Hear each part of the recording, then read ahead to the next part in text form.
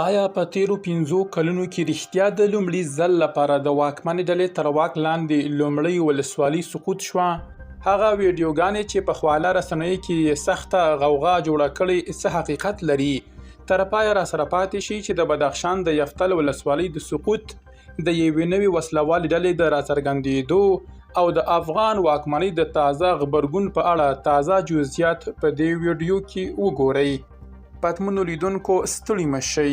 د رارسېدلو راپورونو له مخې د بدخشان ولایت د یفتل ولسوالۍ وداني د جمعې په ورځ د څو ساعتونو لپاره د افغان واکمنۍ د وسلوالو مخالفانو لاس ته لوېدلې وه. په سیمه کې په خپرو شوو ویډیوګانو کې لیدل کېږي چې دغه وسلوال پرله پسې هوایي ډزې کوي، د الله اکبر شعارونه ورکوي او د ودانۍ پر سر خپل ځانګړی بیرغ پورته کوي. دغه ډله چې ځان ته د جبهه سپایان میهن نوم ورکوي او دا یې په رسنیو کې لومړی ځل دی چې نوم یې یادېږي، ادعا کوي چې په یفتل ولسوالۍ کې میشت ټول افغان ځواکونه یې بې وسلې کړي، مهمات یې ترې نیولي او یو شمېر یې اسیران کړي هم دي.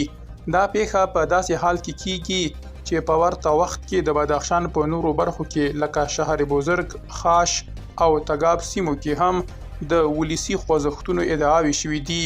اوسنۍ واکمنۍ که څه هم د دغو ادعاو په اړه رسمي غبرګون نه دی ښودلی، خو تازه جزئیات ښیي چې هغوی د دغه ناڅاپي ګواښ د مهارولو لپاره په بیړني اقدام کې سیمې ته ګڼ شمېر تازه دمه او اضافي ځواکونه استولي دي.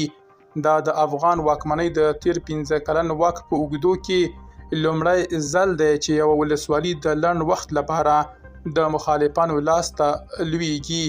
آیا دا پیښه به په سیمه کې د نوو نښتو پیلامه وي؟ خپل نظر په کمنټونو کې ولیکئ. درنو لیدونکو له ملتیا مو مننه.